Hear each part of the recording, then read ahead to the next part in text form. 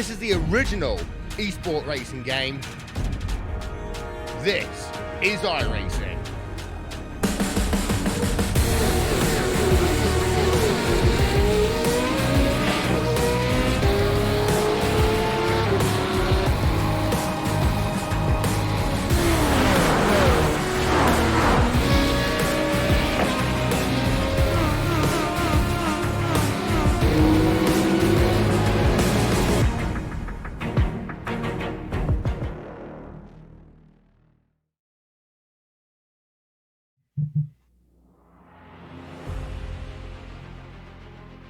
We're ready.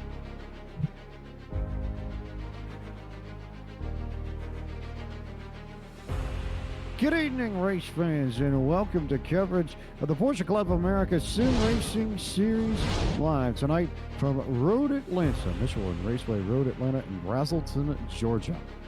I am James Pike, the voice of Podium Esports, alongside Cisco Scaramuzza and Michael Polosak as we get set to bring you coverage of the 2019 finale of Porsche Club of America Sim Racing Series action.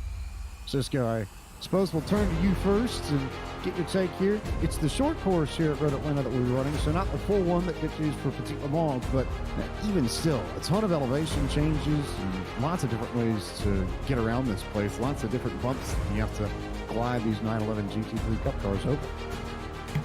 It certainly is, James, and good evening, everybody, and welcome to here at Road Atlanta. As it turns out, my volume's a little bit low, but nonetheless, I think this is going to be a case, James, where the track is going to have a lot working for it and a lot working against it, because this version of Road Atlanta is almost dominated by the S's that we see in the at the beginning of the racetrack. You have that, you have the keyhole, you have that final turn going into the corner. Road Atlanta, if we were on the bigger course, there's a little bit more straightaway that you get to deal with, and it's a little bit easier. But I'd say this track, you're always going to be turning that car. You have that super long radius corner, which gives me Road America vibes, and you're never really taking a break, unlike kind of the long back straightaway you would have if we were on the long course.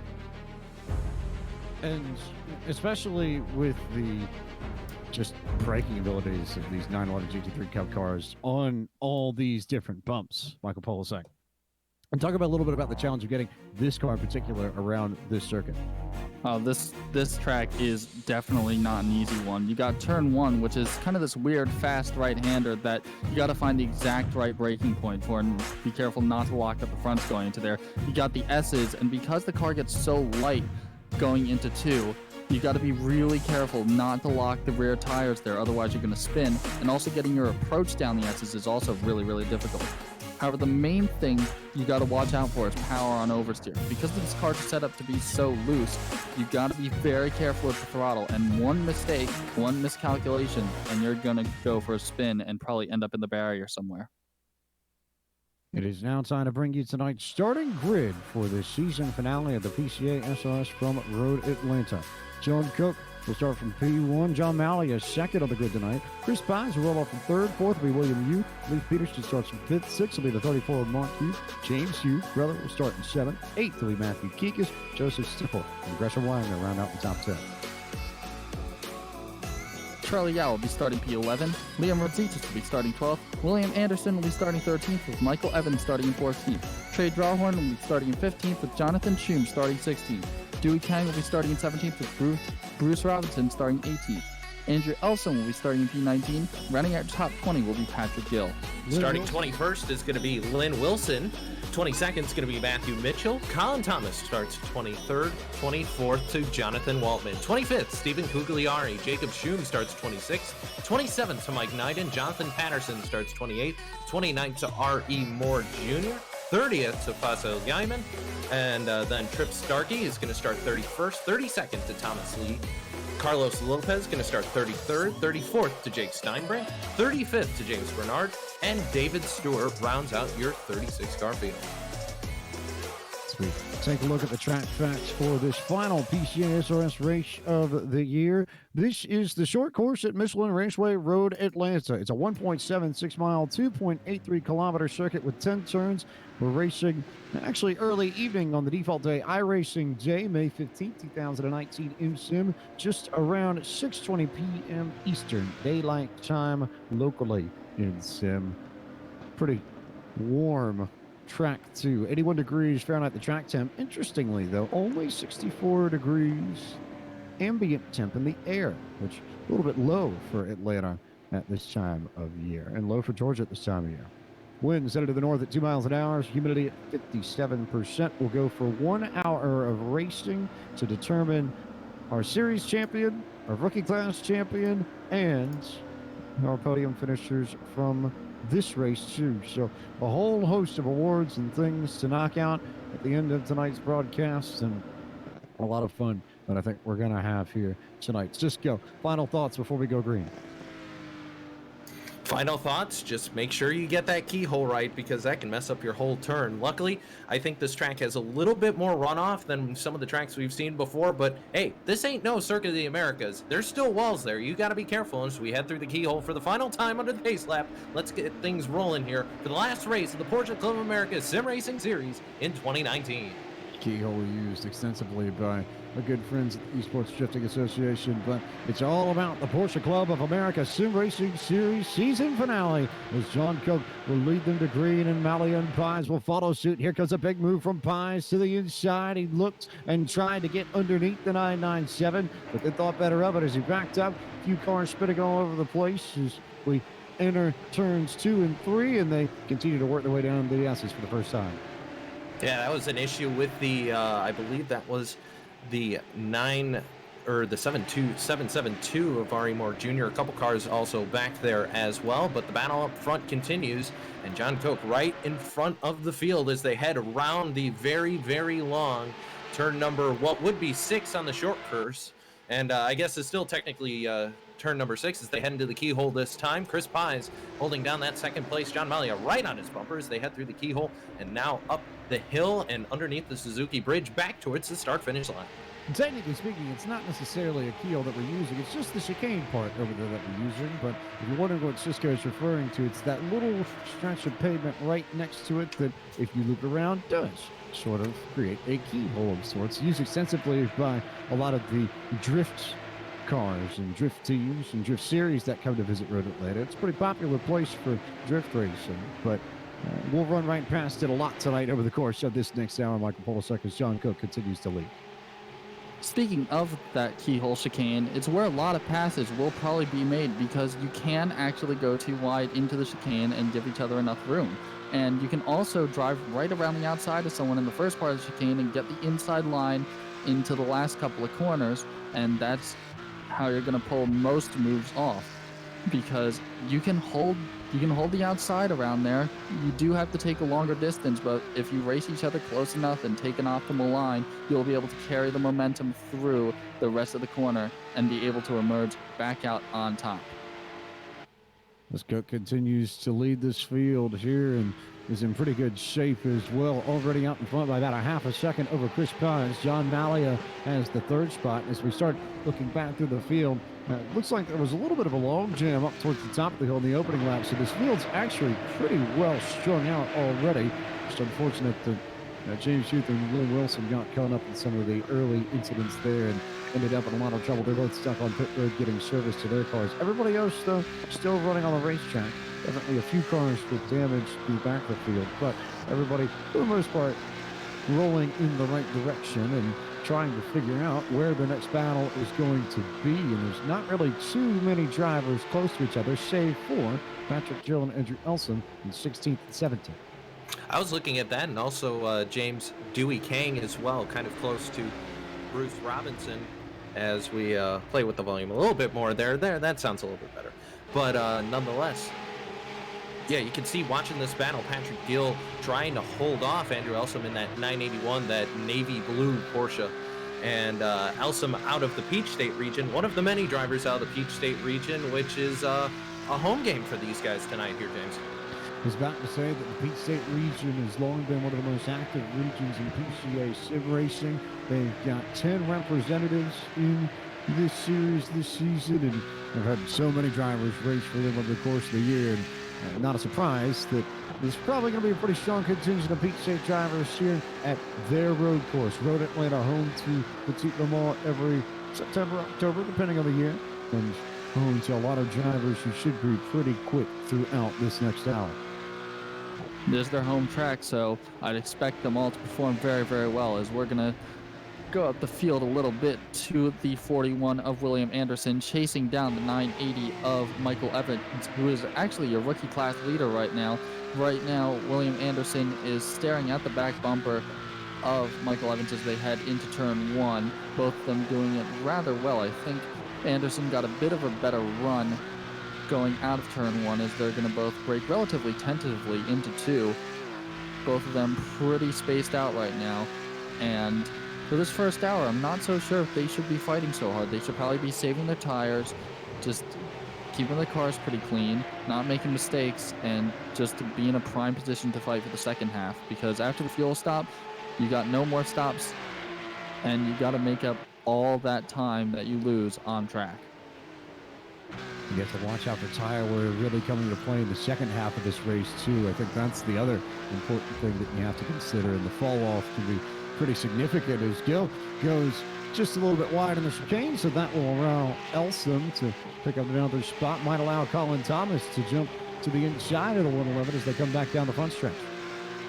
Yeah, and Colin Thomas just got the door shut on him, so that did not go the way he wanted it to. As they head back to turn number one, once again, up the hill we go towards the S's, and we'll be mentioning the S's and the keyhole because those are the only two turns we have named here for us. The rest, in traditional American road course terminology, don't have names, so that's makes it a little bit tougher for us. But as they head up through this long, very long right-hander, long circumference corner, you can see Thomas trying to find a little bit of grip and trying to catch back up to Gil. But I think now that Gil has found his footing on the racetrack here, James, he should be able to hopefully hold on to it and get back to work. But you can see Thomas dive to the inside, going into the keyhole chicane once again. Didn't happen, though.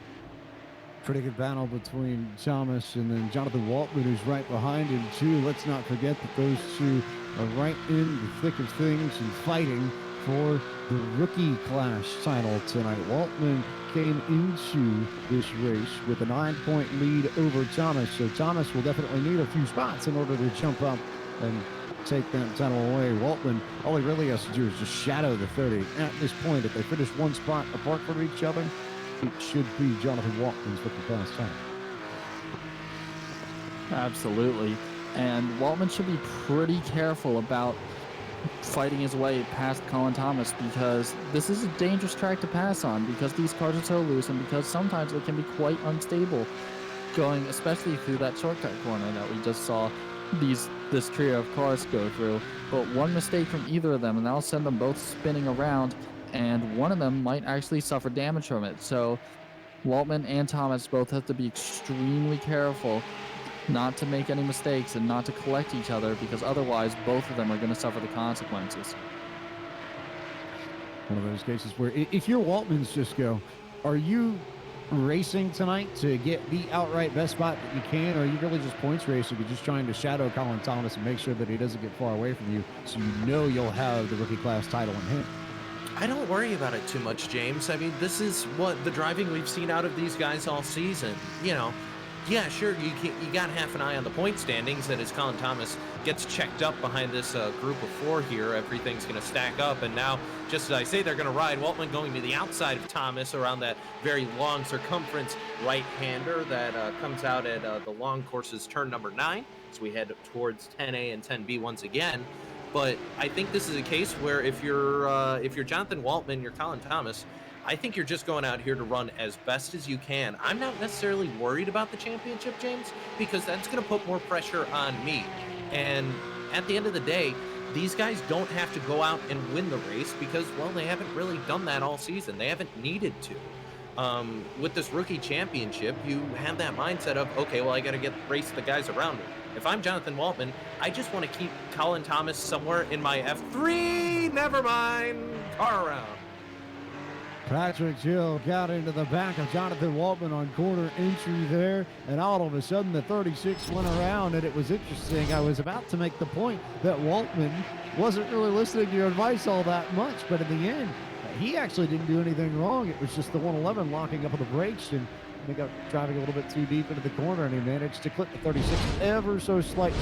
Good news for Waltman, though, so he didn't pick up any major damage on his car, so he'll be able to run down Colin Thomas. But now that just makes things a little bit more interesting so far as the points are concerned. And quick note before Mike jumps in, we do want to point out the leading rookie driver right now isn't actually either of these guys. Michael Evans sitting in that 10th position. Of course, if you are curious about where the rookie drivers are, you take a look at the ticker there. It's the left indicated boxes. So you see the boxes with the left red head or the red highlight there. You can see 980. Michael Evans, he is leading the rookie cars, but and you can see a couple more there, Moore and Drawhorn as well. But Evans leading the points. But as you said, James, this is a case where Jonathan Waltman was in the catbird seat coming into this evening. Was in the catbird seat. Might not be now. We'd have to check live timing and scoring to see just where it would land between Thomas and Waltman. It would be close, though. That much I know. The 9-point difference is not all that much. It's worth about 4 or 5 spots on the racetrack. So we'll see if we can get an update from race officials as to who currently is leading the rookie class battle. We can tell you, though, that Gresham Wagner is leading the main points battle. Tonight came into this race with a 36-point lead over John Koch. So it is just about Gresham Wagner's title at this stage. The only thing that he needs to make sure that he does is not finish last. It's easier said than done, especially when the lap traffic comes into play, as I'm pretty sure that John Koch, Christopher Pies, John Malia, and Gresham Wagner are all probably going to experience a tiny bit of lap traffic pretty soon, as lap traffic around here can be somewhat of a hazard, because you got to have perfect communication with the cars around you. If you don't read the other car correctly, or if the other car doesn't read you correctly, you could end up in a lot of trouble. And especially as the rear tires wear away, as these cars become more and more loose, that's going to make for some seriously interesting situations, as we're going to be going on board with John Koch in the 997, currently trying to find his way around Thomas Lee at the moment in P26. He's just going to wait and wait, and probably Thomas Lee is going to let him through. There he goes, and he has a decent 0.3 second gap over Christopher Pies, but that can change in an instant, as I think Christopher Pies right now, he really wants that win. He wants to finally add his name to the list of race winners in the PCA Sim Racing Series. As the leaders continue to make their way around traffic, there's a little bit of a gap here between Thomas Lee and Carlos Lopez, who would be the next car that John Koch would encounter, but Koch's got maybe about 10 seconds to go before he catches any part of the 18. More importantly, though, he has Chris Piles and John Malia sitting right there behind him, trying to make sure that neither of them stay too close to that rearview mirror of the 997. Yeah, Malia kind of staying in touch with the rest of the pack here, not pushing it too hard. Still got 48 minutes, just under, left to go here from Brazelton, Georgia. But everybody kind of spread out in that front group. Of course, I will mention the Trey Drawhorn contingent are out, and we'll jump over to the 395 in a decent battle here with, that's Mike Knighton, or actually, no, that was a lap car. That was, no, actually, no, it was neither. It was Faisal Yamin in that number 16 car who just surrendered that position to Trey Drawhorn. Drawhorn running in that 22nd position, started 15th, got caught up in a little bit of that shenanigans there at the beginning of the race. But the Chicago region driver has settled down, and as he heads through the S's and up the hill once again, having a decent run again. Not too shabby run for the driver of the 395, and not a surprise to see that the Trey Drawhorn fan club is in full force in the chat as well. So we'll keep an eye on Trey, and we'll keep an eye on everyone, and we'll keep you abreast of the rookie points as well. But Michael Evans, we haven't actually sat down and talked about the 980 yet, but what a run he's having. all the way up in the ninth spot and well clear of anybody else in this race. Makes me believe Michael Polasek. I don't know. Maybe there's something about Michael's running here at Road Atlanta that just suits this track and that combo.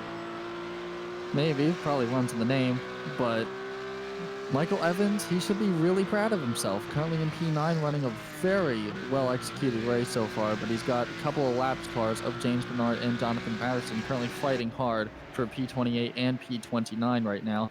But a good start can really set you apart from the rest of the pack, especially if there's carnage at the start.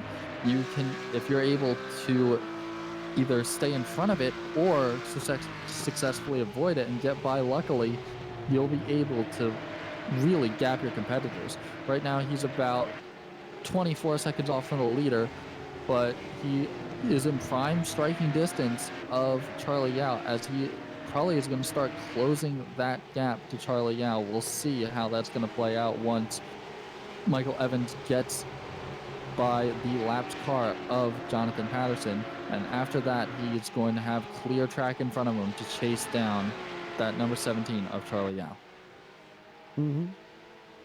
All well, all done, all dusted if you are Evans and Yao, especially when you consider that there's definitely a bit of a gap to work with way up ahead on the racetrack too, as Yao now comes down the hill onto the front stretch, and the next car in line is Liam Radzitis in the 05 machine, but Yao's got about a 13-second gap to make up to get to the 05, and Evans is only maybe 2 seconds back of Charlie Yao, but Evans also has William Anderson in the 41 to fight off there too.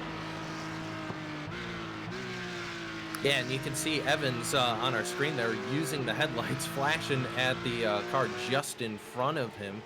And that being, how about, that's not Charlie Yao. Apparently I can't jump to whatever. James, what car is that? As we try and figure it out. As Radzitis ends up in trouble now. Radzitis was stuck in the barrier over in the chicane and ran into, see if I can figure out which one of the other cars it was. Actually just managed to, I wonder if it might have been a monkey see, monkey do thing. That's exactly what it was. Thomas Lee locked with the brakes on the entry into the chicane, and then you had just a little bit of following suit, I suppose.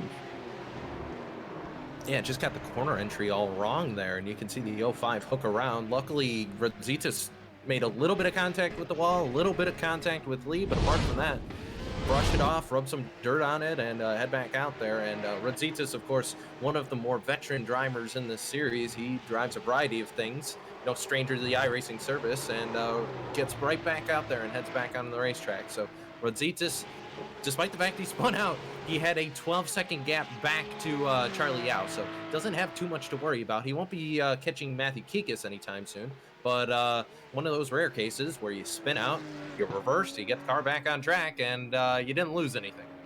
If there's one place where you want something like that to happen, not that you ever do, but if you had to pick, over in that chicane absolutely is the spot, because you're already going slow anyway, so you don't necessarily lose all that much time compared to everybody else completing the lap, and certainly not as much as if the incident happened, say, on that stretch in between the big bends that is so indicative of the short course here and the run up to the chicane. You end up spinning or having something happen there. It might be a little bit more than the 7 seconds that Radzitis lost, but as is, he's still well in control of the 7th position. Slide a little bit further back to the 32 machine of Dewey Kang, who has Colin Thomas all over his rear bumper. This is a battle for 12th and 13th as they come through the S's. Just going back to Liam Radzitis and his slight spin, the issue is not just the time loss, but also that your tire is going to be roasted for at least a couple corners, and they don't really ever cool down, especially when they're put under constant stress around here like Road Atlanta. So he's probably going to be driving an exceptionally loose car for at least the next couple of laps or so until he could probably get the tire temperature down to a reasonable level. But it's going to be a very difficult job for Liam Radzitis to claw back the gap he's made to Matthew Kikos. Kikos, though, should be pretty relieved now that Radzitis is off his bumper. But we're going to be going back to the battle between Dewey Kang, Colin Thomas, and Bruce Robinson, as Thomas is all over the back of the rear bumper, tries to move into turn 2, narrowly misses the rear bumper of Dewey Kang, but has to serve a slowdown penalty. I think he is in the middle of serving it and trying to keep Bruce Robinson behind him while he serves, as he gets exceptionally loose going into the shortcut corner, as he successfully keeps Bruce Robinson behind him, and these two are probably going to go very close together going into the chicane, as Bruce Robinson gets very close to the rear bumper, trying to force an error for Colin Thomas as they work their way out of the chicane. Thomas getting the slightly better drive. I think Bruce Robinson just got a tiny bit loose as they work their way through the final corner. Colin Thomas nearly ended up with a similar problem to Jonathan Waltman, who I think may have ended up in a little bit more trouble too, as the 36 is on pit road currently serving. It was supposed damage fixing a little piece of service to his crew, getting his car fixed up, but as it stands, Thomas maintaining that 13th position. I don't know why you guys are worried so much. He just hopped the curb. He was having a little bit of fun. Hey, a little bit of airtime. That gives you extra bonus points at the score at the end of the race, right? That's how it works. But nonetheless, as we get back to it, do want to point out the fact Gresham Wagner hit pit road there. Quick stop for the driver of the number 5. He's back out. He's just going past Dewey King there, but he came out right in front of these guys. About 20 seconds in the box, probably a little splash and dash there, and the 5 heads back out on the racetrack with about 40 minutes to go. So Gresham Wagner sitting pretty as it sits right now. I see 3 cars that haven't even had a chance to make a lap. Unfortunately, we mentioned those shenanigans at the beginning of the race. One of the drivers that got caught up in it with was James Huth. So unfortunately, Huth not the run he was looking for. But nonetheless, with 3 cars on the pits, that's basically Gresham Wagner's job done. Just about indeed. So we'll wait for race control with series officials to confirm it before we actually announce it. But Gresham Wagner with a very sizable lead now in the points that, to our knowledge in math, cannot be surmounted in any way, shape, or form over the course of the evening. We won't actually say what that means. Ooh, more pit stops though, James. More pit stops is what we can talk about now, though, as John Malley and Chris Pies come in for service. They've been running up near the front of this field for a good chunk of the evening. Gresham Wagner's already come in for service. Andrew Elsom and Trey Drawhorn coming out of pit road right now. We'll wait to see if any more drivers come down this next time by. Gresham Wagner with the early stop. He wants to get that clean air, wants to get out of those battles, and hopefully that will work out for him. But unfortunately, there is quite a bit of lap traffic he's got to work past. And also, the car ahead of him, Christopher Pies. Pies has been having a really good race so far.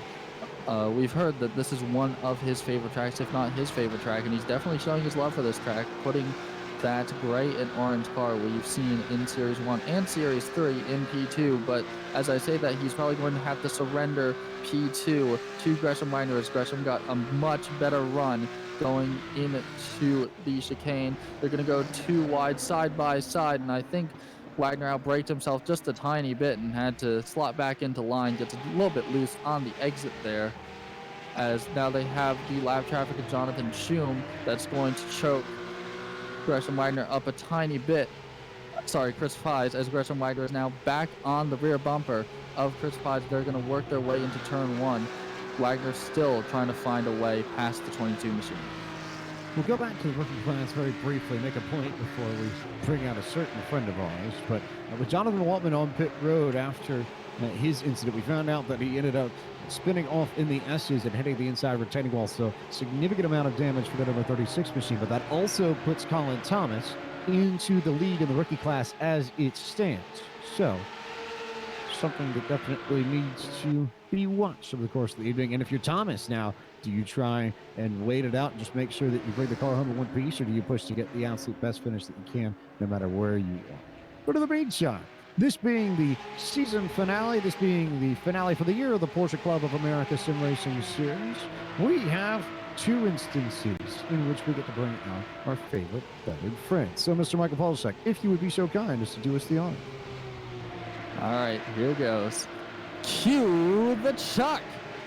As we bring you the first Chuck the Duck trivia question of 2 this evening, as we get set for a whole host of fun and a whole host of girl vouchers to give away from the PCA, courtesy of Jim Herring and Company. So keep your fingers on your keyboard and be ready to punch in the answer to potentially grab your PCA Pro Badge. As always, the rules before we participate. First, employees and contractors of Podium Esports LLC are ineligible to participate. Second, only the first response of participants shall be counted. You get one response per person per broadcast, and any responses after your first will be deleted from chat. So think before you speak. 4 drivers have run all 20 of the 2019 PCA Sim Racing races across Series 1, 2, and 3. If you can name 2 of those 4 drivers in chat and be the first one to do it in chat and get it correct, you're coming away with a PCA Grow Badge. So go ahead and see if you can name at least 2 of the 4 that have run all 20 races this season. And while you piece that together, we'll remind you all that the setups for this Series 3 event of the Porsche Club of America Sim Racing Series are graciously provided by Tanner McCullough, setups for iRacing. If you join the Setups for iRacing Discord server, you can find more quality iRacing setups.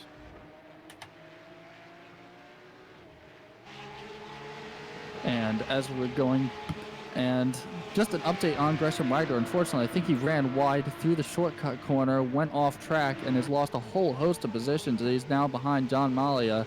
He is quite a ways back from Christopher Pies right now. I think he's about 4 or so seconds back from Pies, so he has a lot of work to do, and especially getting past John Malia as well. He has a whole mountain to climb if he wants that win, or at least to finish on the podium.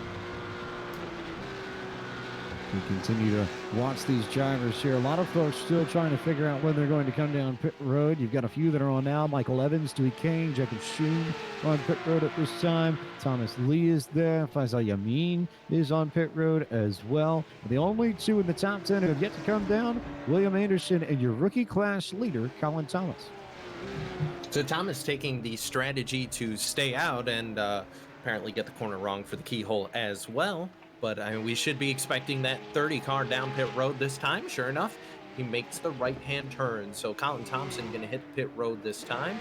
We're waiting on William Anderson, who's still going to stay out. So I think he might be playing the strategy of wait as long as I can and then hit pit road and hope my superior tires will help me out at the second half of this race.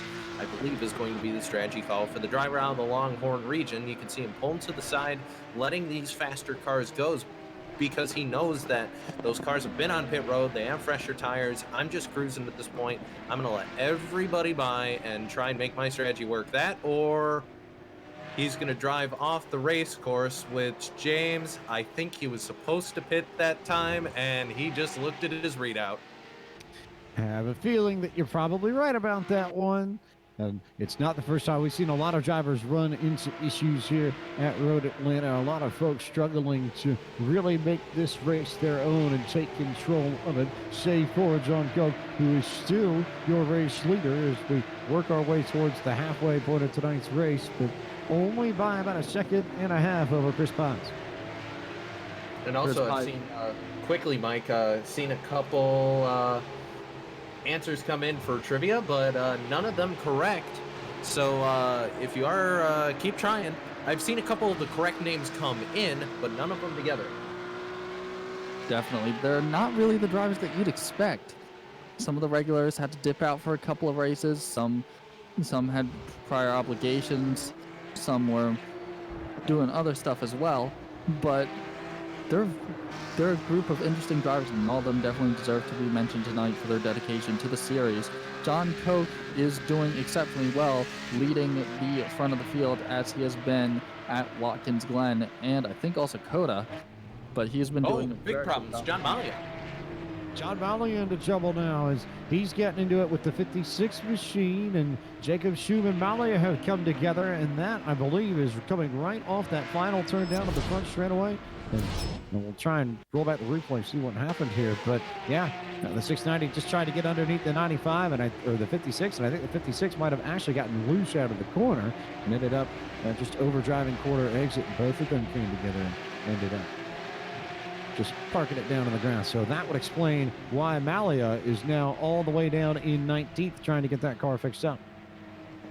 And that was kind of a tough deal there. I saw Gresham try and make the pass on the right-hand side, but unfortunately he did that right as that lap machine, that bright green car, got in front of him. So kind of well, not really much I can do there situation. Just a case of everybody going for the apex and it not quite working out. So as Jonathan Schum pulls over the side of the road there, as John Koch, your leader, continues to roll on by him and putting on a furious pace as that driver, the 997. Gresham Wagner dodges another bullet there, and as it sits with just over half this race left to go, sitting in a fantastic position right now.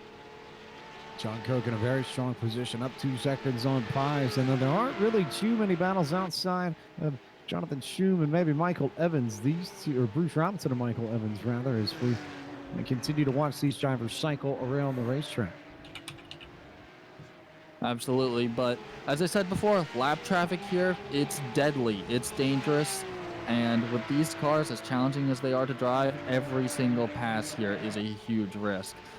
Even just standard race-to-race passes, those things are very difficult, and really, you got to find a balance of forcing the issue or just biding their time and hopefully they'll let you by, and by a combination of light flashing, sheer will, and just cooperation with the other drivers, you'll be able to make the lap traffic work for you. And again, pure pace is not what matters in this series. It's consistency, survivability, and also the ability to communicate well with the lapped cars. And if you can make the lapped cars work to your advantage, even if they're going to be working for passes and whatnot, then that is going to be your race secured, basically. Much easier said than done, though, as we cross the halfway point of tonight's race. And take a look at the 395 machine. That's Trey Drawhorn from the rookie class. But we'll remind you that tonight's iRacing Midway Race break is brought to you by iRacing, the world's leading online racing simulation. Developed for the beginning as a centralized racing and competition service, iRacing is home to organization, hosting, and officiating for races on virtual tracks all around the world. It's also home to a wide variety of officially sanctioned series with racing from the Australian Supercars, the Coins Tour over on the Podium Esports Network, IndyCar, IMSA, NASCAR, the World of Outlaws, and more. John Koch is your leader of this season finale and this year-end finale for the Porsche Club of America Sim Racing Series over Christopher Pies in second. Gresham Wagner runs in the third position at the moment. It's followed by the 34 of Mark Hughes in fourth. Matthew Kikos has the last spot in the top 5. Sixth currently belongs to the 05 of Liam Redzitas. Leif Peterson in the 913 runs in the 7th spot. Charlie Yao currently can be found in 8th. Colin Thomas leads the rookie class for the 9th position, and Jonathan Schum runs in 10th. Then 11th is going to be Andrew Elsom in that 981. 12th is going to be Trey Drawhorn in that 395. 13th is going to be Michael Evans in the 980, another one of those rookie drivers. A good rookie battle going on between Drawhorn, Evans, and Colin Thomas, not too far up the road. William Yu currently running in that 14th position. Dewey Kang in the 15th, kind of splitting the field here. 16th is Bruce Robinson. 17th to Matthew Mitchell. Mike Knighton running 18th. 19th to Carlos Lopez. And rounding out your top 20, it's Jonathan Patterson. In P21, we have William Anderson. And in 22nd, we have the 44 of James Bernard. In P23, we have Thomas Lee 2 in the number 2 machine. And in P24, we have the number 772 of R.E. Moore Jr. Jake Steinbring runs in the 25th position with John Malia in P26. Jacob Schum is in P27 with Faisal Yamin in P28.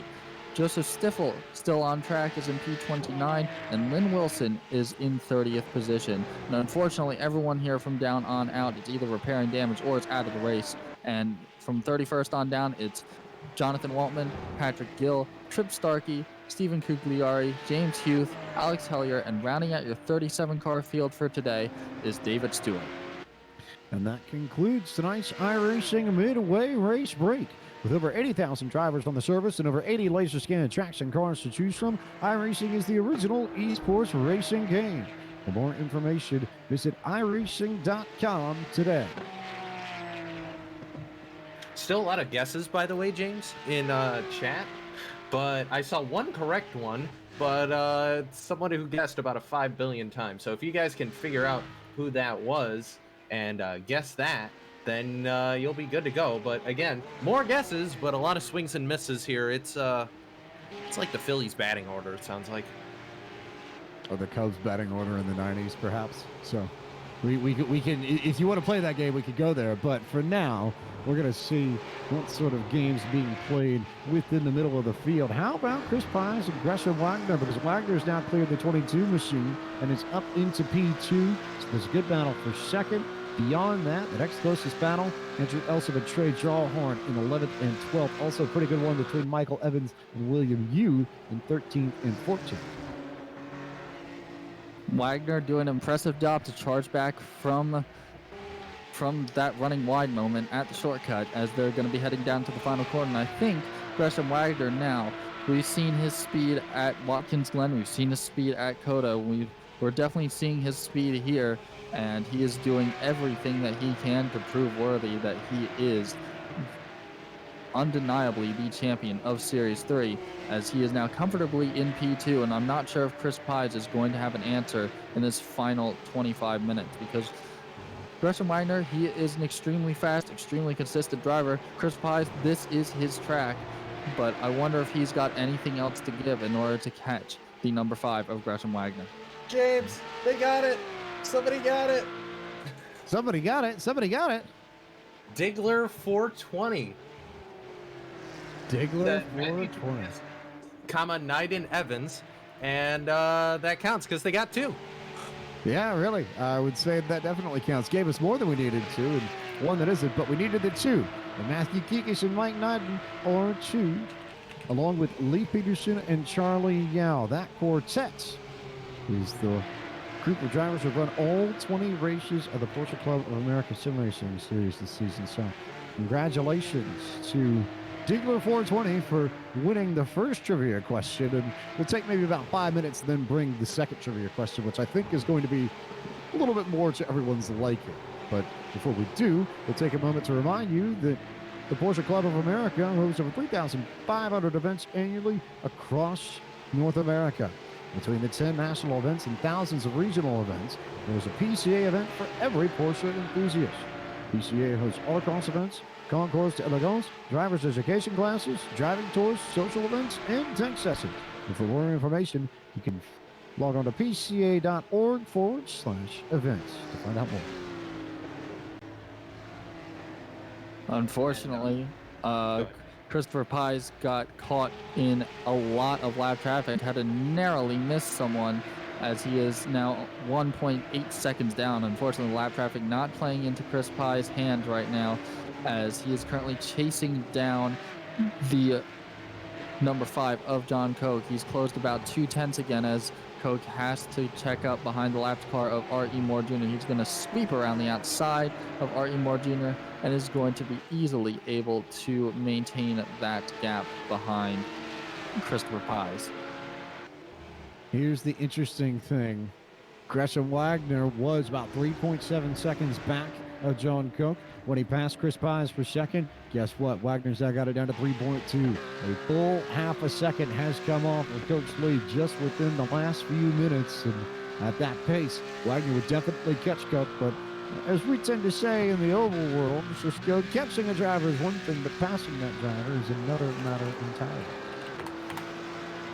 Yes, it is, as I'm just conferring there with Jim Hemming to get that first grill badge sent. Like we said, guys, there's a second trivia question coming up here. But I agree, James, this is a case where Wagner certainly has the pace, but on a track as narrow as Road Atlanta, it's really hard to pass. And Polsek, I'll turn to you, because you and I got to experience this firsthand not too long ago when we were in Jimmy Broadbent's 24-hour race for a charity that happened, what was it, about a month and a half ago.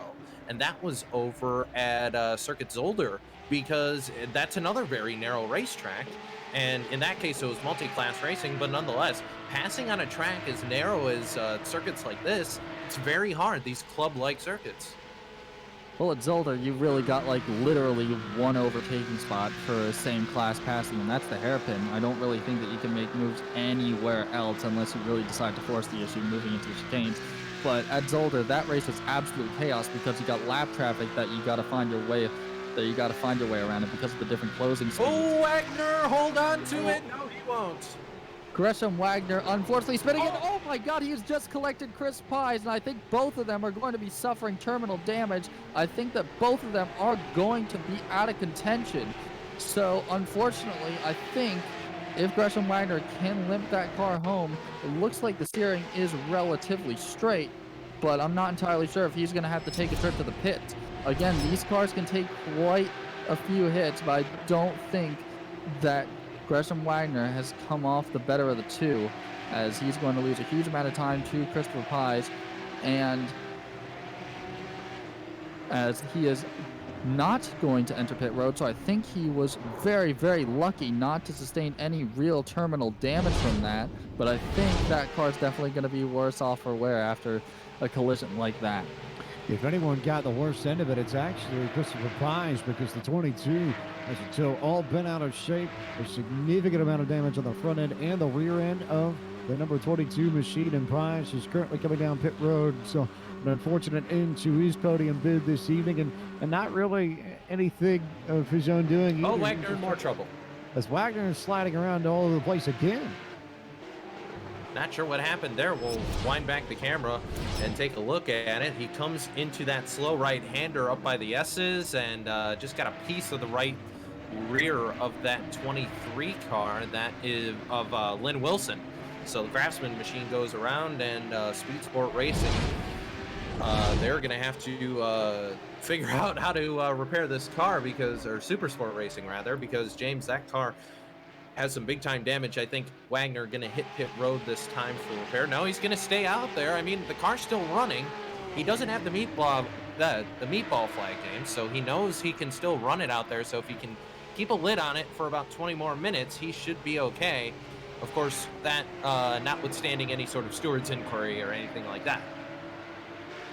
A whole host of work that race control is going to have to go through to make sure that we don't have any issues on that front. But Wagner keeping it in one piece. And as we enter the final third of tonight's race, I hope that the first one didn't take too much out of you, Michael Polosek, because it's about time for you to go grab our feathered friend, calling him again for the very, very, very special second trivia question of the evening.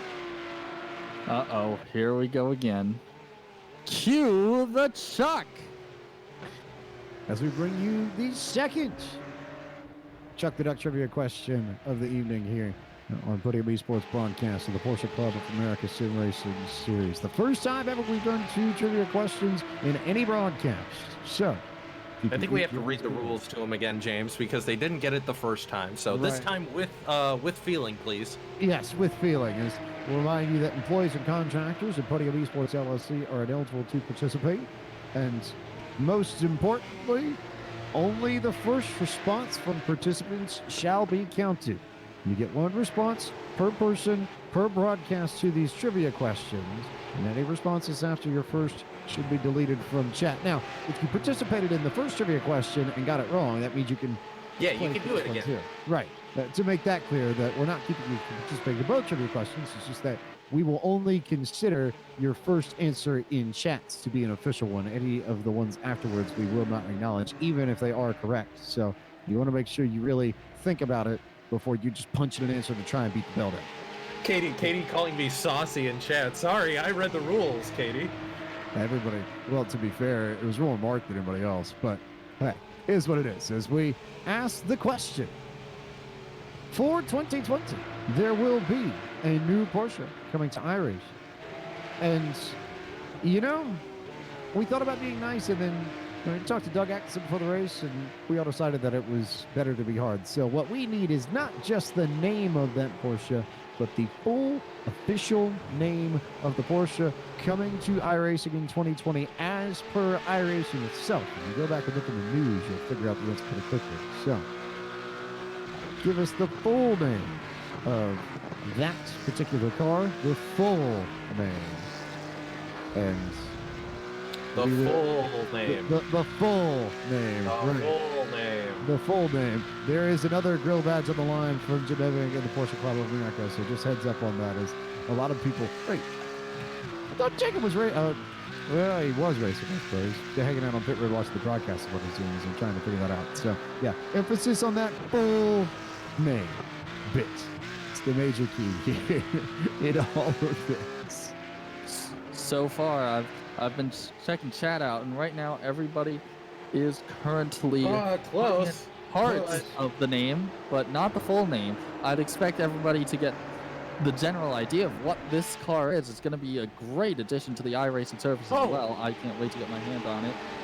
Michael, we just saw on camera, just Trey Drawhorn just had the save of the century. We've seen the heist of the century in the past, but not that time. This whole battle for about 8th has gotten all sorts of interesting here. You got Drawhorn, you got Shum in the middle of it. It just got all sorts of wacky here as Drawhorn got loose, gave the position of 8th back to Shum, then Shum gave it right back to Drawhorn there going through the keyhole. And more importantly, guess what? We do, in fact, have a winner on the second trivia question, and it is none other than Servantouch, who made sure to get the one bit that everybody else seemed to be missing. It's the Porsche 718 Cayman GT4 Club Sport. Emphasis on that 718. That's the key. So congratulations to Servantouch for getting the full name, and a big thank you to everyone that's participated in trivia this year. A big, big thanks to all the folks who have come out to participate and take part in watching the Porsche Club of America Sim Racing Series in 2019. You all get Chuck's undying love and affection this evening on this final PCA broadcast of the year as we enter the final 15 minutes of tonight's race. For John Koch now leads Mark Hughes by about 25 seconds for second, and then Matthew Kikos is now in the third position. And as we look back through the field, next best battle on track, how about Michael Evans, Dewey Kang one more time? These two have been racing at 12th and 13th, it seems like forever, and now here comes Kang looking to the inside of Evans and thought about it for a moment and then backed out of it as they entered the chicane. Oh, hello. And Evans just about parked it on the apex the wrong way. So apparently that keyhole's a little bit trickier. Guys, we aren't running the Formula Drift layout, in case you're curious. You don't have to go around the keyhole. You don't want to do that because, well, we'll send cones flying. And that would not be good because then Orange Cone @s us on Twitter, and there's a whole... Cones are expensive, people. I try and explain this all the time, but don't hit the cones, and that's what the 30... Oh, no, he missed them that time. But cones are expensive, people. Don't hit them. I mean, what they should do is they should have the cones replicate the same feature they have for Gran Turismo 6, and I think Gran Turismo Sport, where basically in the license test, if you hit a cone, you automatically get DQ'd.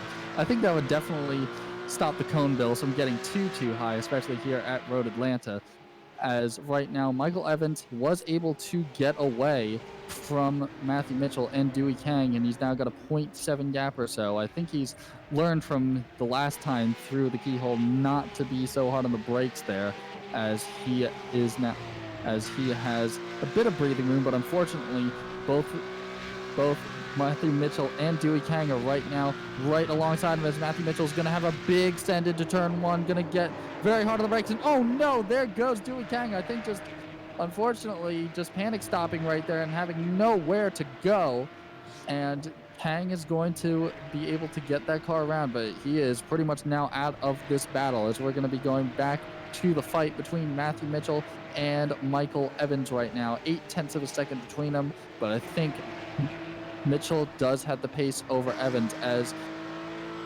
Evans got a really bad run going through the shortcut, as that's going to give the opportunity for Matthew Mitchell to send it up the inside. Is he going to get it stopped? Yes, he is. Brilliant move from the number 7 machine, as he is now in P12.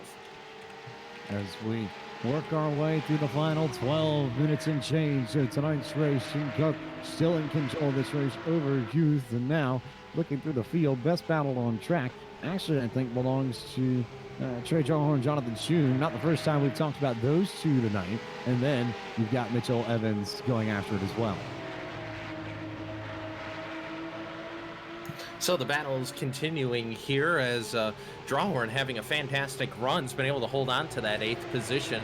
You You can see Dewey King, the car that just went around not too long ago, splitting him, and then Jonathan Schum. Those two have been tied at the hip for a while here, but Drawhorn just needs to finish this out. And James, we've seen so much speed out of the 395. Obviously, I think he's got one of the biggest fan bases in here. Probably the Drawhorn clan versus the Kikos clan would probably determine who rules the YouTube chat, so we'll see if the war begins there. But nonetheless, Drawhorn having a really good run. He just needs to finish it out, though.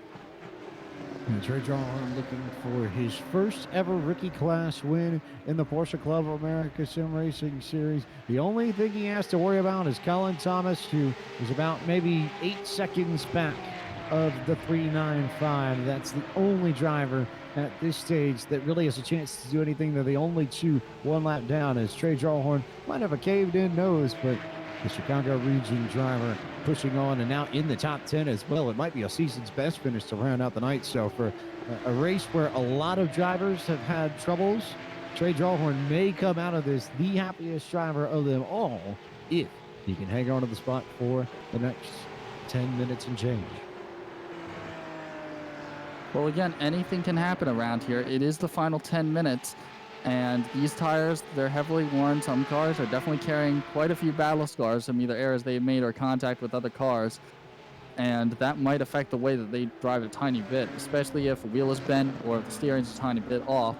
But all Trey Drawhorn has to do is just keep ahead of Jonathan Schum, and he will be your rookie class winner, and also in the top 10 as well. And he should definitely be very proud of what he's done today. All he has to do is just keep the car on the tarmac for the final 10 minutes, and then he's got this in the bag. I think it's a case where if you Trey Drawhorn, you look at the way that he's improved over the course of this season, and there's so much speed on that 395, and I know we're going to see him a lot in years to come, both here in sim and in real life, because usually, and you can attest to this a lot, Michael, since you're in this position too, if you end up getting associated with the PCA pretty early, usually you stick around for a little bit, right? Definitely, and then just makes you keep wanting to come back for more. And season 4 with the Porsche 718 Cayman GT4 Club Sport, I think that's the correct full name, coming to iRacing, and that's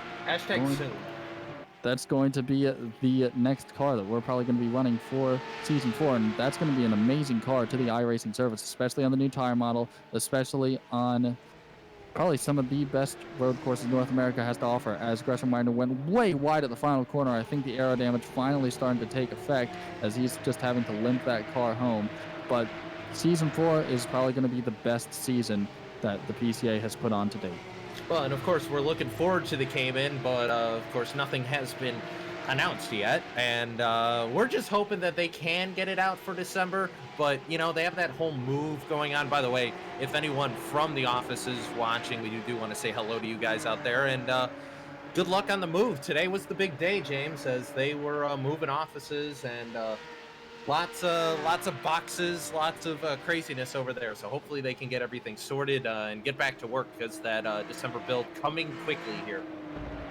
Yeah, I wonder, I can attest, having just gone through that experience last Friday night myself, and I almost wonder if it was like the end of that. I keep thinking of the end of the latest season of Stranger Things, where Jonathan stared around in his empty room, and you just have all these emotional moments of all the things that happened and everything that took place in the old building. So best of luck to all of our friends in Bedford as they make the move to the new offices for next week and get set to build everything out from the big brand new building that they get to jump into and start running all of iRacing from, well, I guess what, in about maybe 72 hours tops? Yeah, something along those lines. It's going to be kicking off here soon, James. And one battle that has continued to kick off here and going to get interesting. Mike Knighton was had that gap closing between him and Dewey King, but Michaels, they head down towards the keyhole once again. Another crucial breaking point. Kang is there if he wants to grab that 14th spot away. Kang is definitely there, but he's just not close enough, so he's going to have to use this lap and use the draft effectively in order to make his way to the rear bumper of Mike Knighton.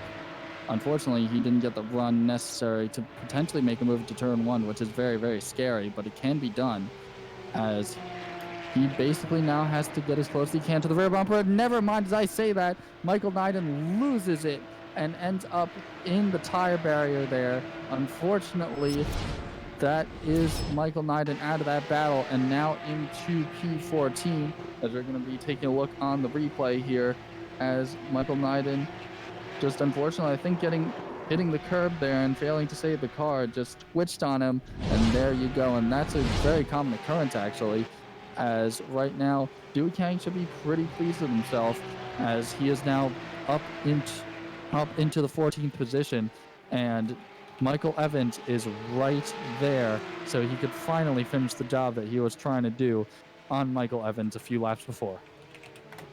Matthew Kikos, a name that we haven't had the chance to say all that much this evening, but with his fans in chat, can we take a moment to talk about the fact that in an evening where so many of these cars have spun around, have leaked off track, have gone sideways, have gone all over the place, Matthew Kikos may well have the cleanest car out of anybody in the field, maybe save for your leader, John Koch. Those two absolutely the living embodiment tonight of slowing down to go fast and making sure that in order to get a good finish, all you really have to do with this track, at least so far as these final few minutes are concerned, just make sure you don't stick it in any sort of wall or tire barrier or fence.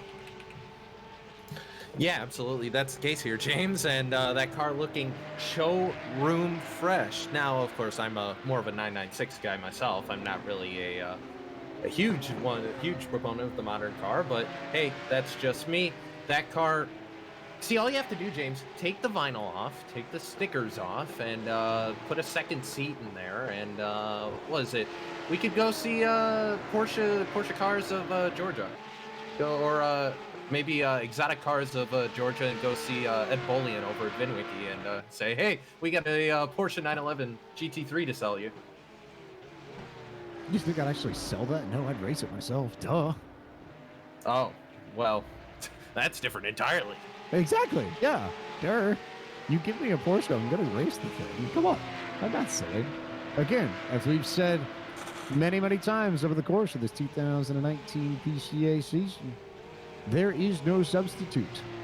So why would you try and give up the real thing when you already have it? Yeah, Absolutely. but the lights on the 996 were better. Yeah, but still, it's a Porsche. That's the piece that matters. And so far as we're concerned, the piece we need to really start paying attention to is the fact that John Koch has about 4 minutes and 19 seconds in order to wrap up this race and come away with another victory here in Series 3. Koch currently on the path to try and get his second win of the season. Koch doing an exceptionally well job, leading from the green flag to a good 25.8 second gap right now to Mark Hughes, but he's just did what he needs to. He's just ran the race as conservatively as he could, kept the car underneath him, no major drama from him whatsoever, was able to use the lap traffic to his advantage, played the waiting game, played it safe, and that's awarded him right now with a 25-second lead. And all he has to do right now is just go around this track maybe a good 4 or 5 more times, and he will be your race winner here at Road Atlanta. Yeah, with this remaining timing here, probably about 3 or 4 more laps that Koch has to run in order to secure the victory tonight. Meanwhile, Trey Drawhorn, Jonathan Hume nose to tail 8th and 9th. A very, very good battle indeed. And then William Anderson actually pretty close. Michael Evans also in this group too.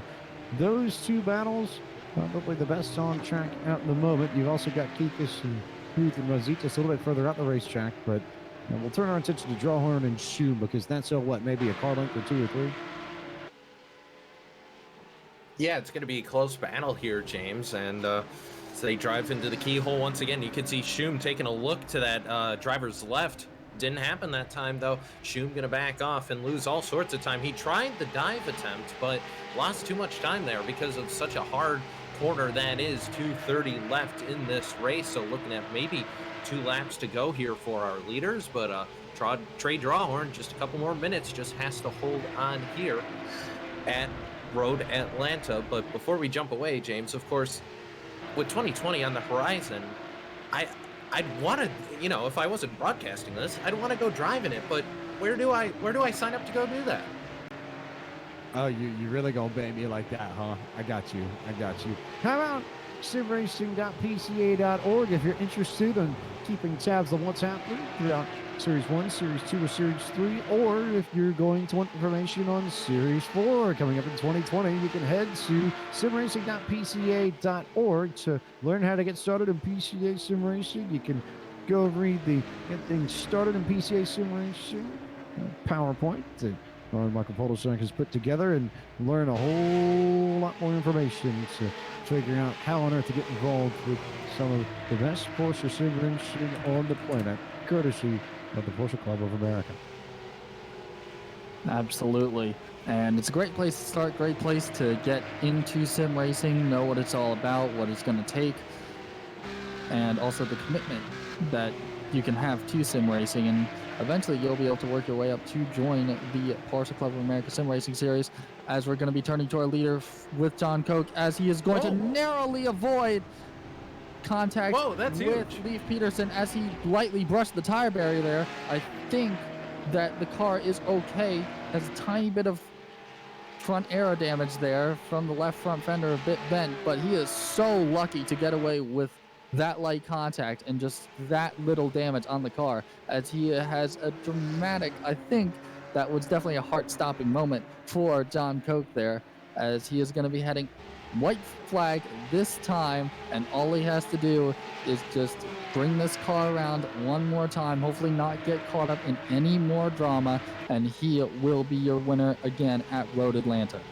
How terrifying was that for John Koch to have this race pretty well in hand? It's a 20-second lead for the 997, and he nearly lost it all on the penultimate lap of this race. How close that was, but he could breathe a little bit, but it certainly emphasizes the idea of just tiptoeing through the tulips to get home, Cisco.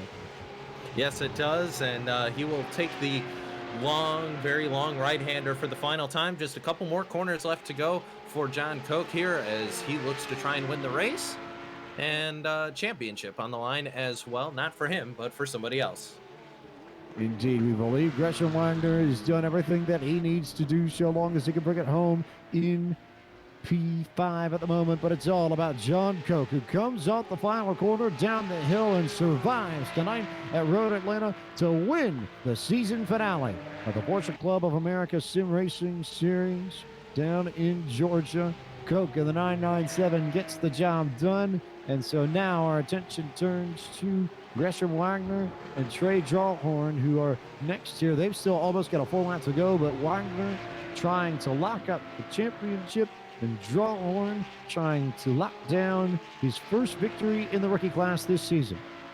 And they'll kind of line up pretty well as they head down the hill. It's been a fantastic season for Gresham Wagner. Took the fight to William Levesque, and when everything panned out, it's going to be Gresham Wagner to come under the bridge and around the final turn. Gresham Wagner coming down to the bridge. He'll lock down P5, and so far as we know, that should be all he needs to do to win Series 3 of the Porsche Club of America Sim Racing Series. Wagner, by our math, is the champion. Trey Drawhorn also across the line. Drawhorn gets his first victory in the rookie class of 2019, and I have to believe that the Drawhorn clan is probably completely beside themselves. I keep getting that image of Zach Novak after he won the championship a few weeks ago, just getting mobbed by his family. Have to believe that's kind of what's happening with Trey right now. In fact, James, I can hear it from my house here in Mount Prospect that somewhere in Chicago there's a bunch of yelling going on right now. A lot of screaming, a lot of yelling, a lot of happiness going on out there. Pretty exciting stuff, yeah. And also, to make sure that we make note of it, how about Mark Hughes and Matthew Kikos hanging on for second and third? Really solid runs tonight by both of those drivers. Well, again, to finish first, you first must finish. And Matthew Kikos and Mark Hughes, they weren't the fastest here today, but they were able to cleanly race and survive here at Road Atlanta, as we see Trey Drawhorn just finishing up a couple of celebratory donuts, well-deserved donuts, that is, in that slightly bent-up Porsche 911 GT3 Cup car. It's definitely had its battle scars, but it's definitely served him well today. He's got that rookie class win under his belt. Fought for it all season long, gets it in the final race of the year as we bring you tonight's full field rundown, and we'll tell you where your favorite driver finished. John Koch comes home with his second victory of the season in the 997 machine. Mark Hughes came home in the second position. A podium finish for Matthew Kikos, his first podium finish since Road America in Series 2. Comes home in the third position. Fourth went to the 05 of Liam Rodzitas. Gresham Wagner in the 5 car. By our math, is the champion of Series 3. We are waiting for race control to confirm that little nugget of information for all of us. But we think Wagner's got it. Leif Peterson finished in the 6th spot. He was the first car 1 lap down, by the way. As were Charlie Yao and Trey Drawhorn in 7th and 8th. Though Drawhorn won't care. He's got the rookie class win that he'd been fighting for all season long. Jonathan Schum was the first car 2 laps down, finished in the 9th position, and 10th went to the 30 of Colin Thomas. Finishing 11th is going to be Bruce Robinson. 12th place finisher is going to be Matthew Mitchell. 13th. Let me try that again. Finishing 13th is going to be the 32 of Dewey Kang. Long night for Dewey. 14th is going to be William Anderson. Mike Knighton. Hey, we got his name finally right at the end of the year. Mike Knighton going to finish 15th. 16th is going to be Michael Evans. 17th to William Yu. 18th to Carlos Lopez. Thomas Lee going to finish 19th. And R.E. Moore Jr. going to finish 20th. Jake Steinbrink will finish 21st, with James Bernard finishing 22nd. Joseph Stiffel will finish in P23, with Andrew Elsom finishing P24. An unfortunate late race retirement after that collision with Gresham Wagner took Christopher Pies out of contention, and he will finish, unfortunately, in 25th. Faisal Yamin will finish in 26th. Jonathan Patterson will finish in 27th. Jonathan Waltman will finish 28th. John Malia will finish P29, and Jacob Schum will finish P20. And Lynn Wilson will finish 31st. Patrick Gill will finish 32nd. Trip Starkey will finish in P33. Stephen Cugliari will finish 34th. James Hughes will finish P35. Alex Hellier will finish 36th. And rounding out your 37 car field is David Stewart. And there is your full field rundown for this final race of the 2019 Porsche Club of America Sim Racing Series, the final race of Series 3. And the final race of the year before we start looking forward to 2020. At this time, it is time to bring in tonight's race winner and the driver we believe has come up second in the point standings. The number 997 of John Koch now joins us in the booth. And John, I don't know if we've seen a race wilder than this one, just in the sense that you had to be very careful about getting around this racetrack with the traffic, with the narrowness of the groove and all the tricky elevation changes here that give this place so much character. Is there any room left on the edge of your seat in that 997 machine at all, or is it completely? No, I'm off the seat. That was crazy.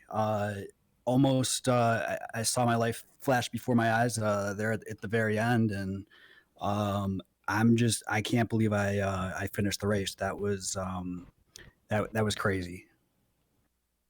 Absolutely nuts. But just talk about we talked about getting around lap traffic at a lot of places, but I have to believe here more so than maybe anywhere else in all 20 of the PCA SRS races this year. Just how did you manage to do it, and how tricky is it to do here of all spots?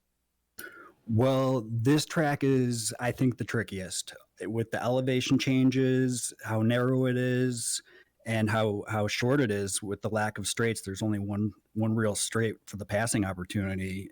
That's a good passing opportunity.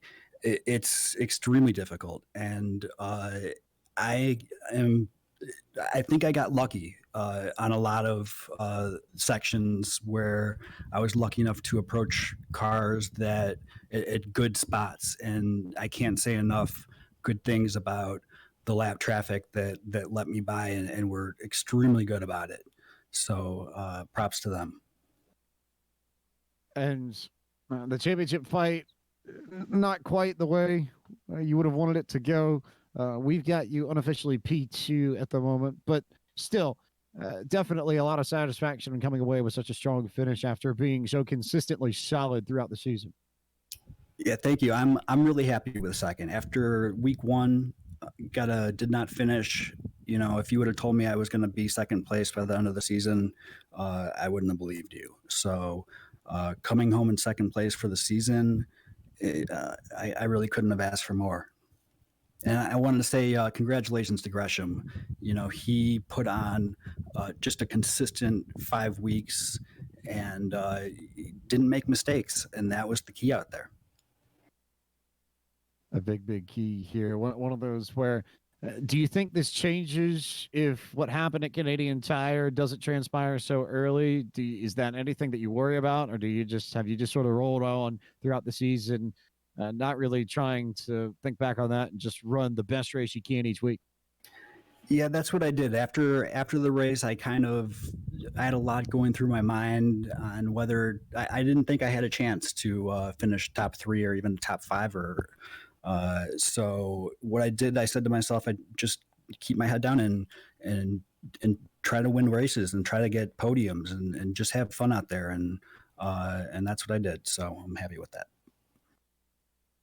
Well, John, before we let you go here, we'll give you your moment as always to say thank you to the many people who have made it possible for you. So go ahead and take one last big swing in 2020 to thank everyone that's made it possible for you in the 997. And there are so many people that make this happen. The everyone in the PCA just does an amazing job. Everyone from Doug Atkinson and Jim Hemig and Mike Nyden and DJ and Race Control. There's so many people that the list is really too long. But can't say enough good things about what they've done each of the seasons. And I'd also like to thank you guys for putting on the broadcast and doing such a great job. It makes watching this, the replay, just so much fun. And my family gets to watch it, and they really enjoy it. And I'd like to thank them last for their support. Well, John, from all of us at Podium Esports, congratulations on your runner-up finish in the point standings and your victory tonight. Thank you so much, as always, for the time and all the time you've given to us all season talking to us. And we look forward to seeing you back on track in 2020. All right, looking forward to it. So there is John Koch, runner-up in the point standings, and your winner tonight of the final race at Road Atlanta. Michael Polisek, I think a nice sort of bounce back story, I would say, after what happened at Canadian Tire. It felt like the season could have gone many different ways from him. There are certainly many approaches that you can take to the final 4 races if you're in his spot after that night. But to see him rebound the way he has, I think, is a testament to the character, the strength, and resolve of the 997 team. Absolutely. It definitely demonstrates the never give up attitude that you got to have in order to win out here.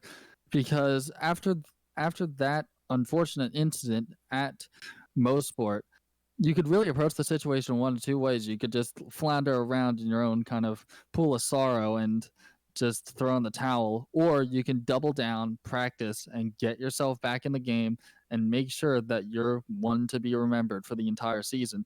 And that's what rewards you. And John Koch should definitely be very proud of himself. He definitely put in the hours, put in the work, put in the time, and had the determination. And probably a lot of that resolve came from that unfortunate incident at Mosport to finish P2 in Series 3 of the Porsche Club of America Sim Racing Series. And he is definitely going to be one to watch for Series 4. As we slide from John Koch, we'll get the driver who finished second in tonight's race, Mark Hughes to the 34, Michael Polisek. How about we let the M names hang out for a little bit? All right. Mark Hughes, definitely not the quickest out on track, but definitely kept it clean, kept it consistent, and was exceptionally well focused this race to finish P2. Tell us, how'd your race go? And did you have any really scary moments out on track? Because we definitely saw a lot of those in our broadcast booth. Oh, I definitely had a lot of scary moments. Matthew was behind me about 4 to 6 seconds most of the time, and getting around lap traffic was imperative to keeping him back there. Last couple of laps, ran into lap traffic that was 3 wide, and Matthew closed it in onto 1 second before the race finished. So it was exciting. A very tricky, tough race, but great race though. That definitely must have been a lot of pressure to keep yourself under. Tell us, though, how did you actually manage the pressure? Because I'm pretty sure that when you see that relative box drop like a stone, especially when you're stuck behind lap traffic, I'm pretty sure you probably feel something behind the wheel knowing that you're being chased down by someone like Matthew Kikos. Oh yeah. The pressure was definitely there. It, but you're looking back at Matthew, but you're looking forward ahead at who you got coming up and where you're going to run into them and how you're going to get around them. And so there's so much to think about. It almost keeps the pressure away. If there had been no lap traffic, just had Kikis behind me, I think it would have been more pressure. So um, yeah, lots of pressure though. And I'm pretty sure that pressure wasn't the only thing that you had to worry about. There was also the tire wear as well. And even though the track was a bit colder than previous PCA events, I'd imagine that the tire wear always kept you awake during the race. So tell us, how did you manage the tires and how did the car feel throughout the course of the race? Actually, the car felt pretty good up until about the last 10 minutes, and I could tell the rear tires were starting to go, and especially on the long sweeper, I just couldn't keep it floored anymore. I had to keep lifting to keep it from going out from underneath me. Meanwhile, watching the F3 screen to see where Matthew was to see if how his tires were doing. So yeah, they didn't play a part till about 10 minutes to go. Well, with season 3 done and dusted, and I'm pretty sure you should be definitely very happy with a P2 under your belt to finish out the season. Is there anyone you'd like to thank for getting this car into P2? Oh well, I thank the PCA for putting on this series. It gives the series merit and substance, and finishing P2 in this series means something. So I enjoy that. Plus all the help I get from my brother James. So he's always out there running with me and practicing with me every night, and that's a huge help. Makes a big difference. So big shout out to both those people. Well, we'd like to thank you for your time and service in the Porsche Club of America Sim Racing Series. You've done an exceptionally well job today at Road Atlanta, and we can't wait to see you back for Series 4. Wonderful. Thank you very much. Happy to be on the podium. Mark Hughes comes home P2 tonight at Michelin Raceway Road, Atlanta. I have a few more people to talk to over the course of the evening, but before we do, two drivers that we definitely need to make sure we hit on first. Our Hard Charger Award winner of the evening, sponsored by iRacing Simulators, and that as always goes to the driver who's gained the most positions relative to their place on the grid during tonight's race. And our Hard Charger this evening, Carlos Lopez in the 18 machine, up from 33rd to 18th. A big run for that number 18 car. So congratulations to Carlos, and he'll pick up the Hard Charger Award and the $50 that come with it, courtesy of our friends at AL Racing Simulators. Also of note, the Aeronautic of the evening, the cleanest driver, the driver with the lowest amount of incident points in tonight's race, Charlie Yao in the 17 car out of the Coastal Bend region of the PCA, all the way down, way down towards the Panhandle in Texas. Mission, Texas is where we'll see our Aeronautic Award go this evening to Charlie Yao, who only had 2 incident points tonight. A big run in that sense for Charlie out in the 17 machine. So congratulations to Charlie, and a P7 finish for him too. Pretty solid night all around for the driver of the number 2. So congratulations to Charlie on winning tonight's Aeronautic Award.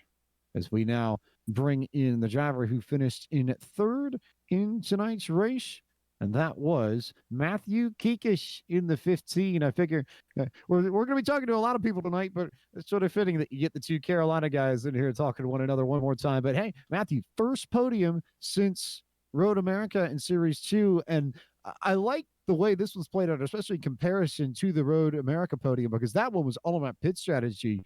And this one for you was all about making sure that you get the car in one piece. And where so many drivers struggled to avoid incidents tonight, you had one of the cleanest cars here in the field. How'd you do it?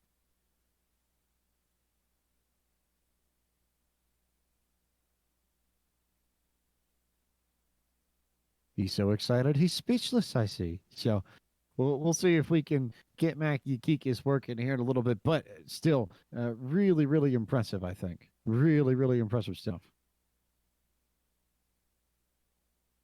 Absolutely.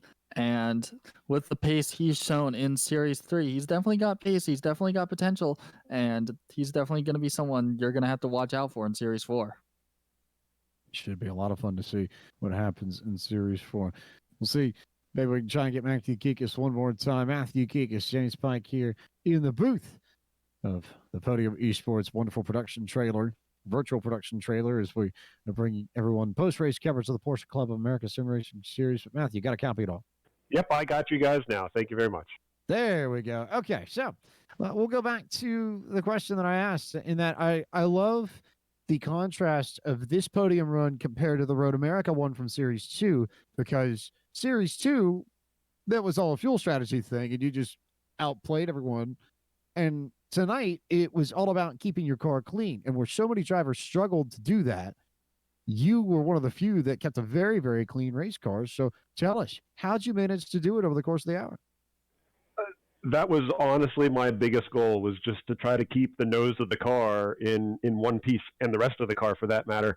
I mean, I knew with our practice race from earlier in the week, I had similar pace to some of the guys starting around me. It was all about surviving turn one and then just setting off in the distance. And I pulled out a decent gap on Liam behind me there in the beginning, and then every time get into lap traffic, it was just a second to lap loss here and there and everywhere. And I think I had almost 11 seconds on Liam at one point, and just because I wasn't willing to take stupid risks in some of the corners, I lost a lot of that back. And then in the second half of the race, I just kind of put my nose down and said, okay, we're going where we're going to try to get through this, to keep myself in front of some of these other guys. As you managed to come through and pick up your first podium of Series 3. And I think, especially as one of the 4 that ran every single of the 20 races of the Porsche Club of America Sim Racing Series this season, as you look back on this first year of PCA Sim Racing action, as a driver and as one of the most senior drivers and the most experienced drivers in this group, how do you sort of walk away from it, and how do you look back on this first season from your perspective? So I have a little bit of independent league experience beyond like iRacing, official racing in the past, and it was an absolute blast. And that was a random group of guys from the internet, and not even everybody from the same car club or the same regions, or people that know each other racing against each other. And the overall experience this season has been excellent. This season than this year, all 3 seasons. Maybe my skill set is a little bit better suited to the RSR than it is to the Cup car, but I've had a really fun time learning this season how to drive this car faster. This race, I did a couple of things that I have not done in other races in the Cup car, and it helped me out a bunch. And it's been really exciting to learn as much as possible in this car, which in the very beginning, when it came out in iRacing, I tried driving it and I wrote it off as way too hard. And I said, I can't do this, and went back to other things. And it's been really great to improve to the point where I'm confident in this race car. And against these guys we're racing with every week, and we know how they're going to act and behave, and I know who's going to challenge me in what turns, and I know who I can bully a little bit in other places. And you know, it's developing some great friendships and relationships that I hope continue into season 4 or whatever else we do next year. Already looking forward to next year. We haven't even had the chance to talk about that yet, although we do have the right people in here, and we'll chat with them a little bit later on our post-race show. But Matthew, before we let you go, one last time in 2019, as always, who do you need to thank for making tonight's run and all the runs in the 2019 Porsche Club of America Sim Racing Series possible? So this is the big exciting one for me tonight. So my father is getting married tomorrow, and we have a lot of family in town, and we got basically 2 watch parties going on, one here at my house with my siblings and one at my dad's house with his fiance and the whole family. So happy wedding, or happy wedding, whatever you want to say, to Steve and Rebecca, and hi everybody at Dad's house, and hi everybody here. And really, it's just everybody enthusiastically watching and sharing my crazy hobby with me all year. That is really the most exciting. So it's really fun to share this thing with everybody, make everybody aware that this type of racing exists beyond just going out on the racetrack on the weekends in your real car. Well, goodness, this really could not have panned out any better for you now, could have, outside of maybe getting the overall win, but to have everybody supporting you. And I suppose I can chuck in my love from Charlotte to Raleigh and say hello to everybody. I mean, Carolina region looks out for itself, that sort of thing, right? So, Matthew, from all of us at Podium Esports, everybody at the PCA, congratulations on your podium finish. And congratulations on everything this season. I just I keep trying to avoid all the North Carolina song references, but I'm just going to make myself shut up before I bother with any of that and say thanks so much as always for taking the time to speak with us, Matthew, and thanks for making the Carolina region look good. Thank you guys so much for the great broadcast and everything else, and I look forward to seeing everybody, racers, and you guys at Podium back here in 2020. And a big hello to the Kikos clan as well. Enjoy that wedding. They're always fun. They never cease to disappoint. So, Matthew Kikos, P3 tonight in this race. And we get one more driver who I guess gets to fall in the same department of region people speaking to region people, as Matthew and I are both in the Carolina region geography. So are Cisco Scaramuza and Trey Drawhorn in the Chicago region land plot. And it only makes sense then that we have one Chicagoan talk to another. So here's Cisco Scaramuza to talk with our rookie class race winner for the first time this season, Trey Drawhorn. Yeah, I guess by that definition, James. Hey, Trey, what do you think about the I-90 construction that's been going on for about 20 years? Very annoying and a lot of traffic. There, we got the quota cover, but nonetheless, Trey, it's definitely, I think, been an interesting season for you. You've had a lot of speed, just haven't had the finishes to show for it. But here, a fantastic finish. You finish 8th. You're the rookie class winner, first time this season, and you walk out with the rookie championship. You come out of the day 3rd overall in the rookie championship. So overall, pretty happy day here from Braselton, Georgia. Yep. So tell me, obviously you've got a lot of fans out there in the internet world. So you got a lot of people cheering you on, rooting for you there. So what got you started out here in PCA and running with us, and how has the rest of the family contributed to that? The family has contributed a lot, and actually how I got to run with you guys is from my dad. He's been a PCA member since 2010. So and he happened to find I guess like an article about this like racing series in season 1. So that's how you brought in kind of similar circumstances to a couple of the other drivers we've seen throughout this series, the next generation hopping behind the wheel. Now, tell me, Trey, throughout the season, we've seen you with a lot of speed, but especially here at Road Atlanta, it just seemed to click with you. What were you able to find on the racetrack that made that work so well for you? I guess just kind of like the racing line and being smooth and finding like the way to not, spin out, I guess you could say. But it was kind of just like being smooth and focusing and relax. Sometimes, when you get hit like at the start of the race, you just got to relax. So I just relaxed. I didn't get mad, kind of refocused, and then I got back into it. Well, great run for you here, and a nice warm day here at Road Atlanta, which Trey and I can both let you know, James, that it's a nice change of pace from what the weather is outside, because it certainly is, I believe the cool kids would call it frightful. But Trey, before we let you go, anyone else you want to say hello to out there, and anyone who makes it happen for you and your team? I'd say basically everyone from PCA. Thank you all. And all the people who watch these, I guess, live streams, and my family and friends that support me throughout this racing series that I do. Well, that's Trey Drawhorn. The weather in Chicago is frightful, but the race here for Trey Drawhorn was delightful. And since there's one person waiting in the room, hey, James, take it away. Oh, there are plenty of people waiting in the room as we thank Trey Drawhorn here. We still have a few more folks that we can talk to this evening. And first and foremost, before we shuffled our attention from the end of the race to the end of the season prizes that we get the chance to give out, one more time, we'll congratulate Charlie Out and Carlos Lopez on winning the Ed Arnigan Award and the AL Racing Simulators Hard Charger Awards tonight, respectively. Now, this being the end of the season, we have a few awards to hand out that are a little bit special, and we'll go ahead and run through our trio of awards in that category right now before we wrap it up and talk to the big people here with the PCA. The first award that we are going to give out this evening is the Sportsmanship in Driving Award for the driver who shall we say, was the most gentlemanly of racers on the track this year and set the tone for everyone to race each other cleanly, fairly, and with respect.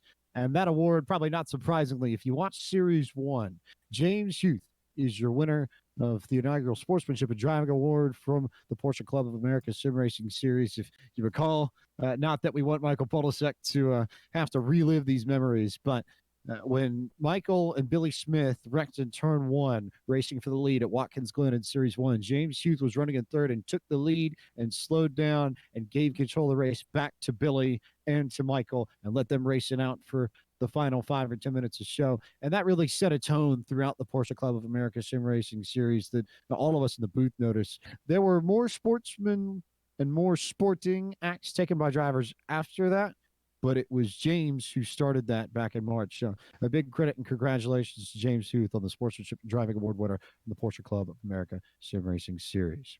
Next up, the Tenacity Award, and we talked to him a little bit earlier. I didn't get the chance to actually mention it, but the driver who did the best job making lemonade out of the lemons that he came across over the course of the year. And it wasn't always roses for this driver, but did a great job to fight back and find his way into some pretty solid positions, culminating with a very strong podium run tonight with friends and family all over the place. You thought we were done talking to him. Guess what? We're still not, because Matthew Kikos is the winner of the Tenacity Award tonight for the Porsche Club of America Sim Racing Series. So congratulations to Matthew on being the most resilient, shall we say, driver. Tenacious. I didn't want to use the word over and over again, Cisco. Come on. And then one more award to give out. And since he's here, we haven't had the chance to speak to him in some way, shape, or form. We'll get the chance to talk to him here momentarily. But the all-around award for the driver who is not only competitive and has been competitive throughout the season, but has gone above and beyond the call to help get new drivers into the Porsche Club of America Sim Racing Series integrated with racing in the PCA and some of the older drivers, and also help out with some of the setups and some of the finer points of driving these cars, especially at some of the trickier tracks. Coda and here at Road Atlanta jumped to mind almost immediately, although they certainly weren't the only ones. But we get the opportunity to give the award on behalf of the PCA to Leif Peterson, who is now here with us in the booth. Leif is the winner of the all-around award from the Porsche Club of America Sim Racing Series, and he is with Michael Polisek. Absolutely, and you are definitely deserving of this award, showing speed and consistency and definite pace at pretty much every single circuit that we've been to, from the high banks of Daytona to the trickier sections of VIR to the hairpins at Coda. You've seen it all, you've done it all, and you've done exceptionally well pretty much everywhere. So I'm pretty sure that you must be feeling pretty happy about how these 3 seasons have been for you. And tell us, just what does it mean to finally win this award? Well, thanks very much. Yes, I was very excited when I heard about this league forming. It's something that I'd been brewing on, just trying to get my local chapter to participate in for a long time, and I was eager to help in any way I could. The way I think about iRacers these are the people that are the closest to us in our passion. So we need to treat these people with care and foster goodwill across all these racers, and always encourage them and do whatever you can to not cause any sort of tension amongst the drivers. I want everybody to be fast and participate and have fun. That's the main thing. We're not out here to win any trophy. Well, I say that, and somebody won a trophy tonight. So, but we're not going to change the world here. But we can have a really good time if we all play well together. You're definitely, and there's definitely no exception to you for being one of the fastest and cleanest drivers that the PCA has to offer. And just to let everyone know, what was your favorite race from all 3 seasons of the Porsche Club of America Sim Racing Series? Oh wow, I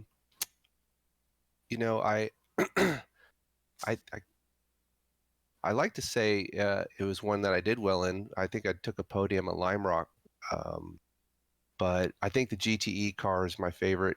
It's just easier for driving. That's what I drive the most in the service. So it'd probably be during that series, of course. Running at Coda, that's my local track. So running the GT at Coda, I think I did a third there, and I actually beat John Koch for once. So yeah, that's my favorite. All right, and before we let you go, is there anyone you'd like to thank for getting that 913 into the all-around award spot? Yeah, I want to thank Doug and Jim and Mike Knighton and you especially. You're adding a lot of flavor to the broadcast, coming from someone who was in the series, and of course to Podium Esports for hosting this, and the PCA, of course, and all of the members. All right, well, we'd like to thank you once again for providing another season of great racing from you, and congratulations again on winning the all-around award. Thank you, Michael. I need to say hi to my girlfriend Renata. I thank her too. All right, we'll see you again in 2020. Thank you.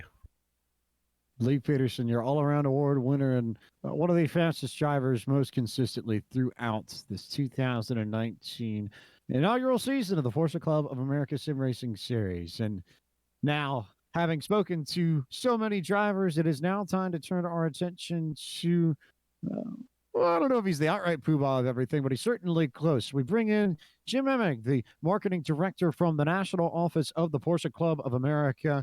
And I suppose we've got some hardware to give out. We haven't had the chance to bring him up yet, but Gresham Wagner is our champion of Series 3 of the PCA. And Jim, I think we start there first and foremost. Let's talk about Gresham and what he was able to accomplish in this season. Yes, thank you, guys. First, I would like to extend a big thank you to Podium Esports from Porsche Club of America. It's been a great year. In some ways, it seems like it's gone by so fast, but in other ways, it's just been a lot of really great racing and a lot of really great broadcasts. So on behalf of the over 130,000 Porsche Club of America members, we'd all like to say thank you to Podium Esports and thank you guys for such a great job. Much appreciated. But yes, we have had a very successful year and a very successful Series 3. So we've had fun putting this on behind the scenes. So I have to say that the drivers have made this easy for all of us to put these together. But there is a lot of work, and we've had a kind of an ongoing development this year where we've put together a group of racers and interested PCA members that have formed into what we're calling our steering committee, that they have been the ones that have been really carrying this forward through the year. So, this group deserves a lot of credit. You mentioned Doug Atkinson, Mike Knighton's name's been mentioned, William Yu, Andrew Elsom, and Dewey Kang and Liam Rodriguez have all been heavily involved in forming and developing this series over the year, and we all appreciate their help immensely. But we've got a couple podium announcements to make. So do we have Gresham back in? We've tried to find Gresham, and he's gone hiding amongst everything. So I figure you could just congratulate Gresham. We'll I'll congratulate. Most importantly, like any good game show, even though this is much better than a game show, but tell them what they're going to win, even though it's not a new car. It's still something pretty good that Gresham gets to come home with. Yeah. So Gresham Wagner finishes in first place. So if he's listening or listening to this replay later, so Gresham, congratulations from the Porsche Club of America. You are the Series 3 champion, and you get a plethora of Porsche prizes. And we got a prize pack from Porsche Cars North America. We've got some prizes from PCA. We've got some prizes from iRacing. So we're going to be putting together a nice little package of first place championship prizes for you, Gresham Wagner, and we'll be sending that out. So I will be in touch with you shortly. And then our second place finisher, we've John Koch. He'll also be hearing from me, and he's got a bunch of stuff coming his direction. So we have some prizes also from PCA, from Porsche Club of America. We also have some iRacing credits. And I should mention that the first 3 podium finishers will also, for the championship, will also have trophies coming their way, like we did in both Series 1 and Series 2. Now, I have to admit, I haven't kept track of who the third place finisher was at the end there in the points. I don't know, James, do you know who that was? To my knowledge, I believe it's Leif Peterson, who we spoke to just a moment ago, and Colin Thomas was the winner in the rookie class points. Gotcha. So Leif Peterson will also be getting some items from Porsche Club of America and iRacing. iRacing has been very good to our series and has offered iRacing credits for the top 3 and the rookie points winner. But they've also given me a number of 3-month trial membership cards that we've been giving out to PCA members to try iRacing. So the good folks at iRacing have been very good to PCA for all of this. But just want to congratulate those top 3, Gresham, John, and Leif. They've done an incredible job. And then also the rookie winner gets some PCA store credit and some iRacing credits. So just kind of wrap it up. Again, want to thank all the drivers for such a fantastic year and 3 fantastic series. And we're looking forward to next year. We've already got plans to do this again in 2020 and kind of take what we've learned, and the steering committee is going to put a whole schedule together and move this thing forward. I was about to ask, because you've talked about how 2019 is going for the PCA. We can confirm that this is coming back in 2020 for those who didn't catch that just a moment ago. And I don't know, I'll make a personal request. Can we start it by having some fun at the 24 Hours of Daytona? Let's just get all of the PCA SRS drivers and community down there, and we'll start the season there with a party, right?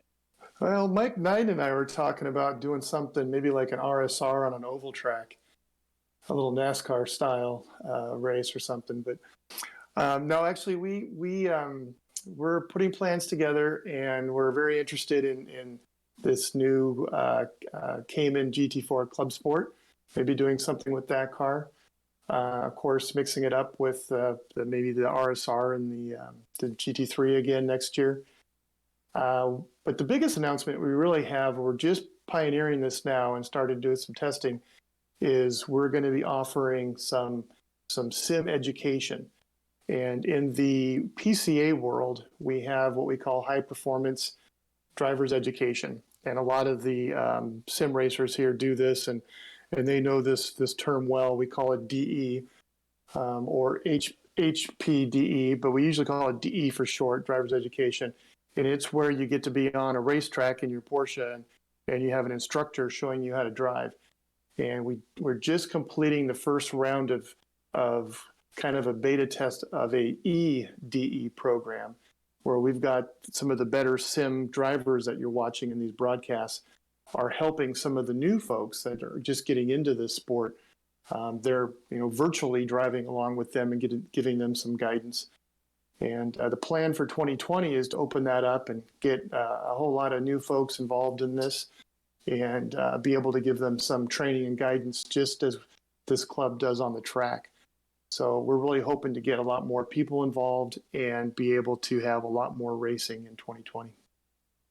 And I think that speaks so brilliantly to both the ideals of the PCA, and we know that education of drivers and education of Porsche owners has been at the forefront of the PCA's mission for a long, long time. So to see that carry over into the sim racing side of things, I think it just continues the growing integration between sim racing and the PCA, and really going to get bedded into the PCA proper.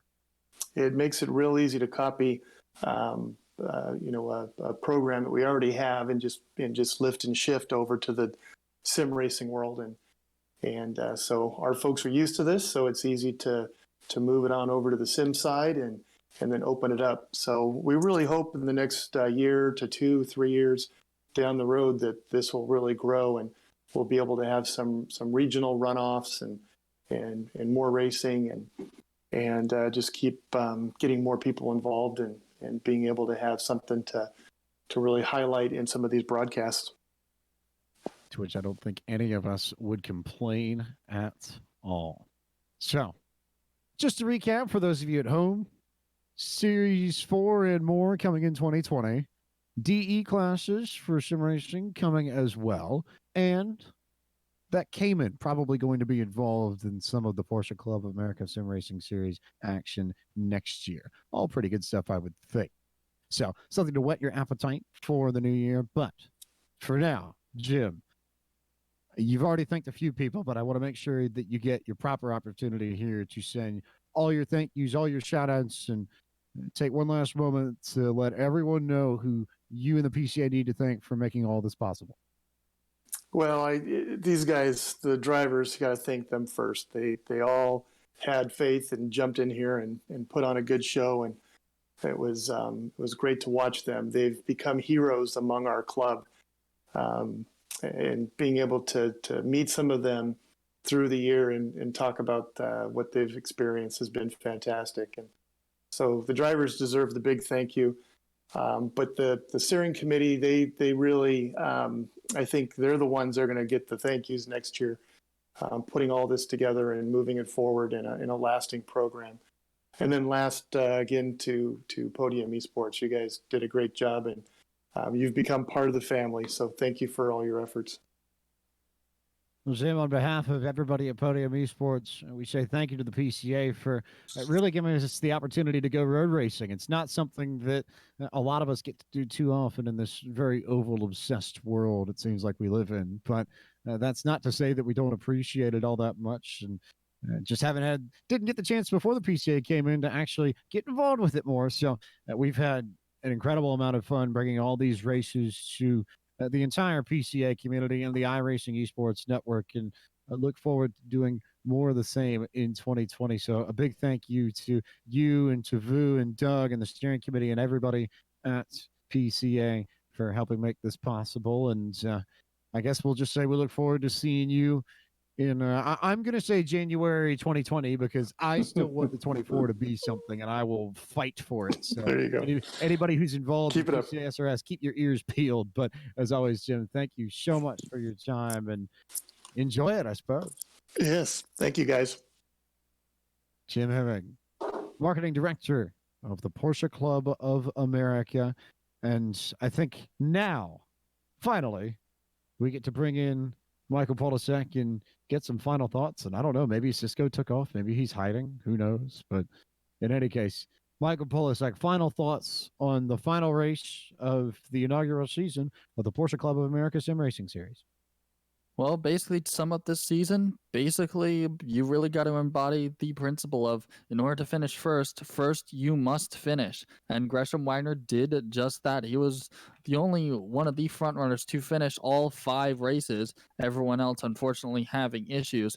And there was absolute chaos on the battleground that was Road Atlanta. Unfortunately, there were more than a few casualties. But Gresham Wagner at the end of this, while John Koch took home the checkered flag, Gresham Wagner, with his exceptional consistency, took home the championship. Not a surprise there at all. Cisco Scaramuza, final thoughts from you tonight. Final thoughts from me. Another fantastic race here at Road Atlanta, and honestly, it was funny. We talked about before the broadcast, and I was of the mind that this was going to be a relatively easy race because I've always kind of considered this racetrack a little bit easier. Not the case tonight. Michael definitely got the one over on me on that, and with this setup, it caused these guys a little bit trickier of a car to drive here with that with a little bit of a loose condition, but nonetheless, another great race at Road Atlanta. And to anyone who's watching who's like, man, I don't know if Road Atlanta is a great racetrack or not.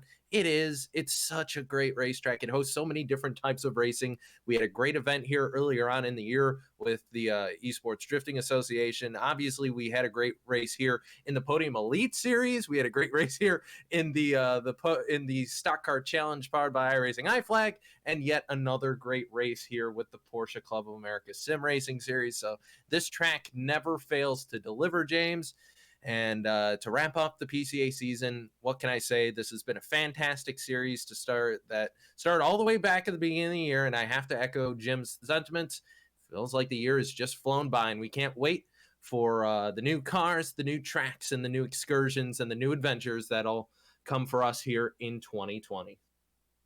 Because the Porsche Club of America Sim Racing Series is coming back. Confirmed, rubber stamped, signed, sealed, delivered. We'll be back in 2020 for more adventures, maybe involving that Cayman that's going to be coming to iRacing too. Keep your eyes peeled to simracing.pca.org for more information as we progress throughout the holidays and look forward to 2020, and definitely be ready for something at Daytona.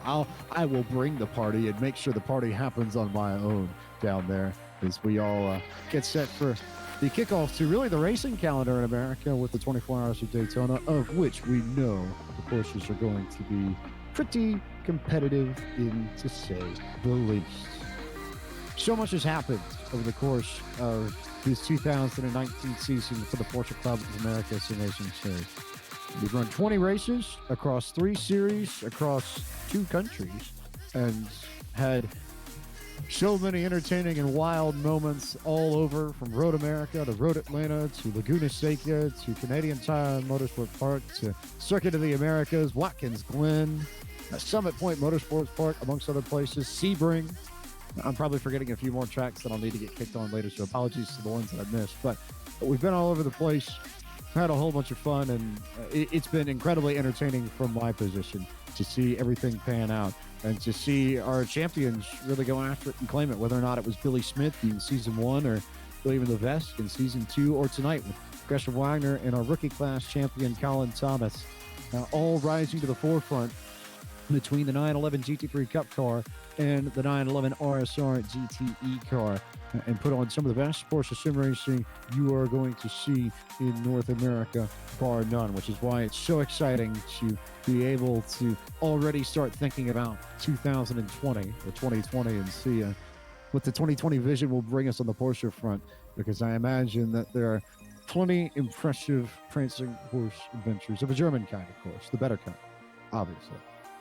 But the folks from Zuffenhausen and Stuttgart put together some pretty impressive automobiles. They put on some pretty great shows. Whether or not it's in real life or whether or not it's virtual, doesn't matter. The PCA is going to find a way to be there. The Porsche Club of America Sim Racing Series is going to find a way to be there, and we will as well. Before we officially sign off for tonight, a quick reminder that we have 2 events coming up over on the Podium Esports side of things. First, this upcoming Sunday night, a few nights from tonight, November 17th. Once the Homestead race is over, you can turn your attention to twitch.tv/Podium Esports for the penultimate round of the iRacers Lounge podcast Oval Series from Rockingham Speedway. Our broadcast will start Sunday night at 8:30 p.m. Eastern, and then on the iRacing Twitch channel, the iRacing Facebook page, and the iRacing Esports Network right here. Tuesday night, we have coverage of Round 5 of the NASCAR iRacing Pro Series from Charlotte Motor Speedway. Mile-and-a-half action in the Class B cars, which should be a lot of fun as we continue our journey towards figuring out which 20 drivers will head on to the 2020 eNASCAR iRacing Series. Our broadcast will start Tuesday night at 8:45 p.m. Eastern on all of those channels, and you can look forward to a lot more racing as we wind down the year here at Podium Esports. It is finally time to go ahead and say goodnight one last time in 2019 from the Porsche Club of America Sim Racing Series. A big thank you to all of the drivers who took part in races over the course of this year, all of the fans who watched on the iRacing Esports Network, everyone at the PCA that helped make this possible, everyone on the Podium Esports side that helped make this possible too. This series would not have been possible if not for your work and your dedication, and all of us up here in the broadcast booth are incredibly grateful and looking forward to do it all over again next year.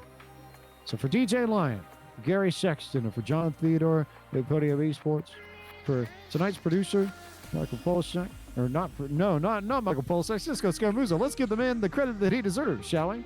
But for our producer, Cisco Scaramuzza, and our analyst too, Cisco Scaramuzza, and then for Michael Polishek too, who's also in the booth with me. I'll make sure we get everything sorted out right there. But at any rate, I am James Point, the voice of Podium Esports. Thank you so much for watching coverage of the 2019 Porsche Club of America Sim Racing Series, and we look forward to seeing you. How about at Daytona for the 24-hour where we have a little Porsche Club of America Sim Racing Series party there, and then we'll get to racing after that. But for now, good night.